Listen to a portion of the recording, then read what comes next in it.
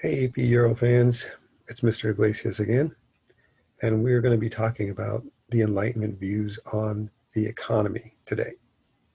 Now, most of you probably, when you think of the economy, you think of things like the stock exchange and money, jobs, and unemployment rates. All that's true, but we also have to understand the basic meaning of what economics is. Economics is actually the study of how societies and people use whatever resources they have to meet whatever wants and needs they have.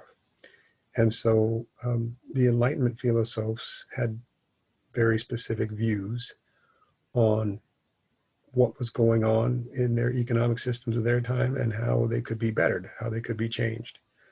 So let's take a brief look at kind of the economic history of Europe and how it eventually leads to the ideas of the Enlightenment. So when Europe began in the Middle Ages, uh, as a more organized society after the fall of Rome, they functioned under the manorial system or the feudal system, whichever we want to call it. And in this setup, wealthy, powerful landowners had all the land, and they rented that land out often, but more often than not, they used that land as a means of taking care of their own needs. And they used the people that were forced to live on that land, the serfs, to do that for them. And that primarily meant farming. In this system, land equaled wealth. And the main economic goal of all Europeans was simply to produce enough food for everybody to survive. Now, as we get into the age of exploration, sometime around the 16th century, we get a new economic philosophy called mercantilism. In this system, governments protect their country's economy. They try to trade as little as possible with others, and they try to maintain some kind of an isolated uh, economic system of their own. And to do so, they controlled all of the important financial and economic activities in their country. The characteristics of mercantilism were mainly countries going overseas, building a colonial system where they could seize resources and send them back to the motherland. They often had tariffs and other trade regulations to keep their people from trading with others. And the whole concept was that the world had limited resources, and the goal of every country was to collect as many of those resources as possible and basically not share them with anybody else. Uh, Also, within the homeland, governments usually controlled the most important economic activities. So if there were iron mines or weapon foundries or things like this, the government controlled those. They didn't let private companies run them. This philosophy basically argued that the more control a government had over its economy, the stronger that economy would be. Now, the philosophers of the Enlightenment could clearly see that there was problems here and a real lack of common sense in this system of mercantilism. I think nowadays most of you would probably understand that a country trying to isolate itself from the rest of the world economically and just function on its own wouldn't make a lot of sense. But it made sense to 16th and 17th century leaders. For the Enlightenment philosophers, though, they saw the problems. Problem one: if you let the government control all important businesses and you basically, they set prices, they determine how much is produced, that is going to deter private investors and companies from trying to open up. Uh, if you can't make money or make whatever money you want to by building a factory that makes, let's say, weapons, then no one's going to build factories to make weapons. And if there's no competition in that, you're going to end up with a system of basically no innovation, no change, lack of quality.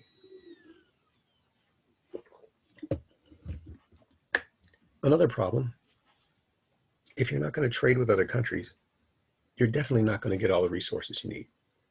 Um, and no country, even with a bunch of colonies, has every resource they could use. Also, always having to buy goods that were produced by people within your own country or buy them from your government generally means you're going to miss out on getting the best price and the best quality. You don't get a choice as a consumer to buy what you want. You have to buy what the government says you can. And finally, if the government sets prices and controls everything in some industries, no one's going to have reasons to get into that market, to innovate, and to produce better stuff, which means in the long run, governments controlling an economy are actually going to be kind of the demise of that country's economy.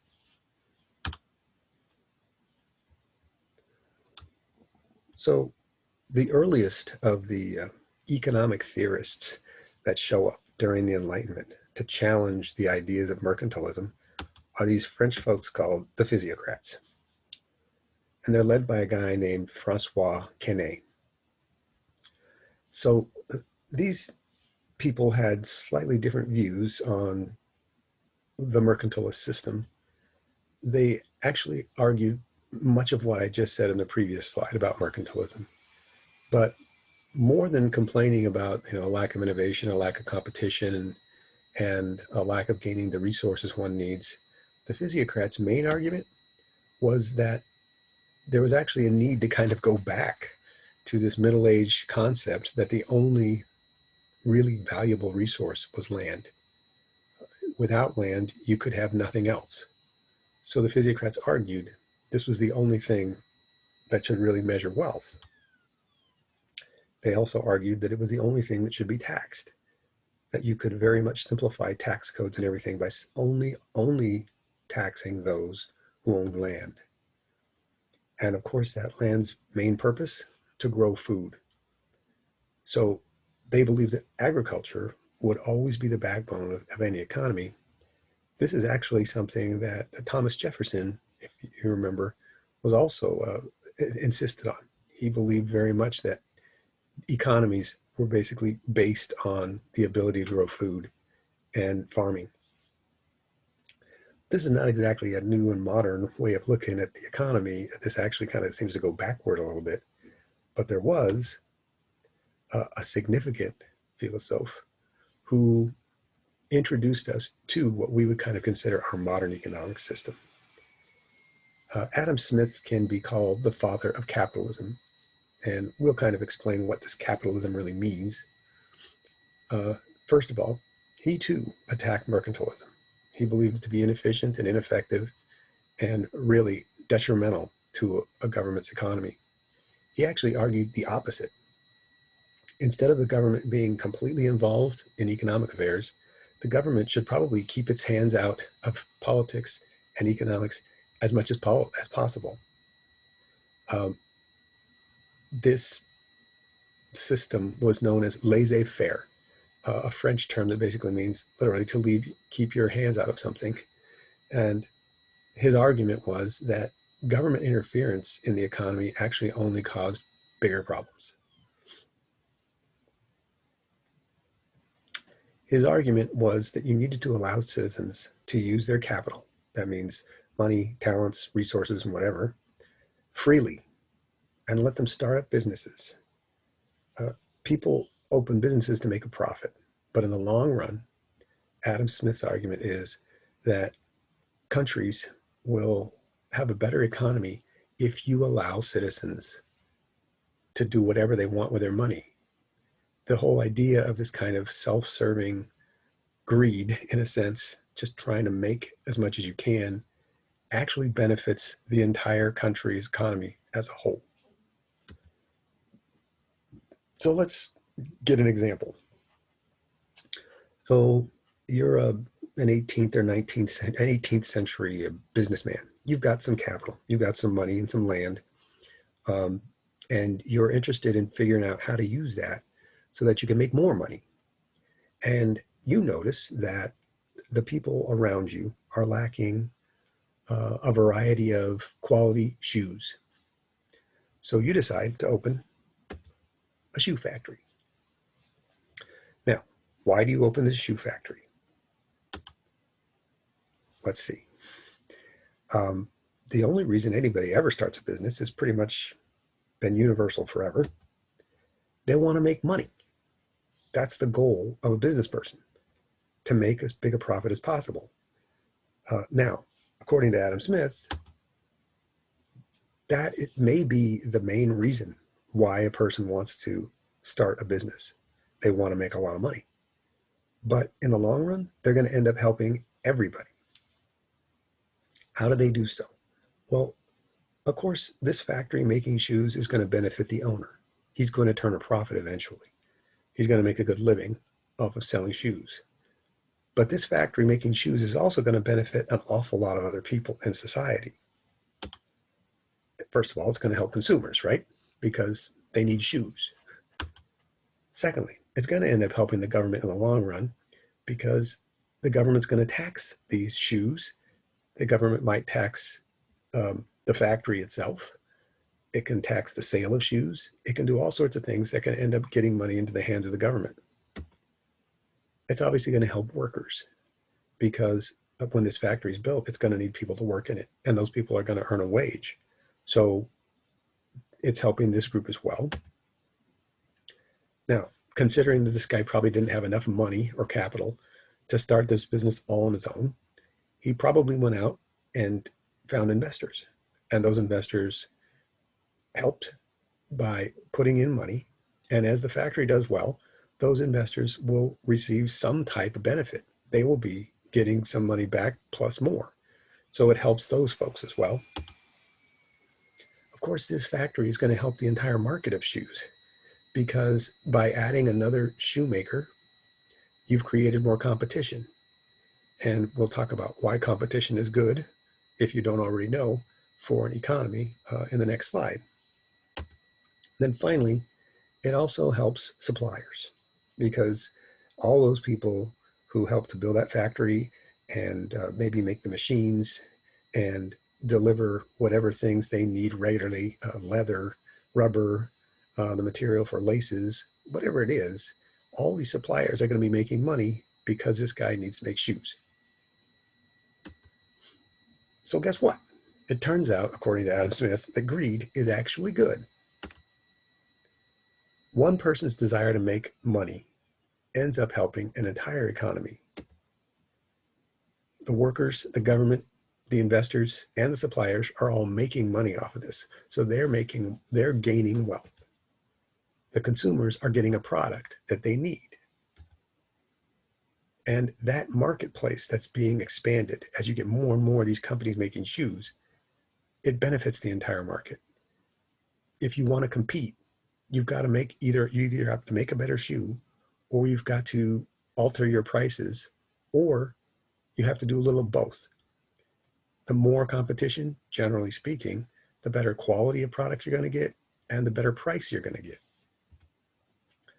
So Adam Smith had a name for this kind of unintentional positive effect that one person's personal desire for wealth created. He called this the invisible hand. Kind of like an invisible hand is taking big piles of money from your business and reaching out to the rest of society and dropping it in the hands of these other people. You don't mean to do that. Nobody builds a factory and starts up a business so that they can help out all society. They do it to help themselves. But in the long run, they will help all society. Now, in The Wealth of Nations, Smith points all this out. This book, which happens to be published the same year of our Declaration of Independence, it's almost ironic, because, of course, the United States has always functioned on a system that they believe is much more capitalist than anything else. And this idea of capitalism was born around the same time as the idea of our independence. Capitalism meaning that you just take your capital, in other words, mostly money, but other resources, and you freely use it. his argument in The Wealth of Nations was that capitalism was the only path to success and that mercantilism would continue to lead to bad economies. Capitalism gives people the incentive to succeed. And the only way to give people that incentive is for the government to keep its hands out of economic business. Once you interfere too much, people have a disincentive to do anything. The only thing that Adam Smith argues the government needed to do was to collect taxes for three things: education, because you don't want dumb workers; infrastructure, that's roads, canals, bridges, ports, because you need to move goods, and a strong economy needs to have a means of moving things around; and a military, because back in Adam Smith's time, there weren't really police forces. So you needed something and some group that could both defend your your property owners and your businessmen and protect their property. And at that point, the military could protect you from outside invasion. They could also protect you from in internal problems. Along with this concept of capitalism, another important addition to economic theory that Adam Smith created was this idea of the four stages of economic conditions for humanity. Basically, the way economy or economies progressed over time. At the earliest phase in human existence, we were hunter-gatherers. The only way we could take care of our needs was by wandering around until we found what we needed. Later, in stage two, he argues that we learned to herd animals, to control them in some means. It still meant that people wandered around to find places where their animals could eat and drink, but it was a little more settled than just wandering around looking for food all the time. In stage three, humans basically settle down finally. They figure out how to control growing food, agriculture. And in this stage, humans settle. And once that settlement begins, that's when people start making towns and coming up with social structures and all this kind of stuff. Finally, we have the commercial stage, which is where Smith argued Europeans had reached. It was supposed to be the highest stage.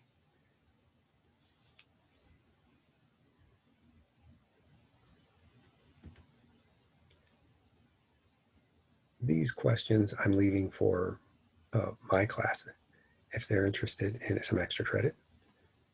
They're critical thinking questions, and you're always welcome to look back at these and come up with the answers. And over the Thanksgiving holiday, if you like to, you can answer these for me for some extra credit.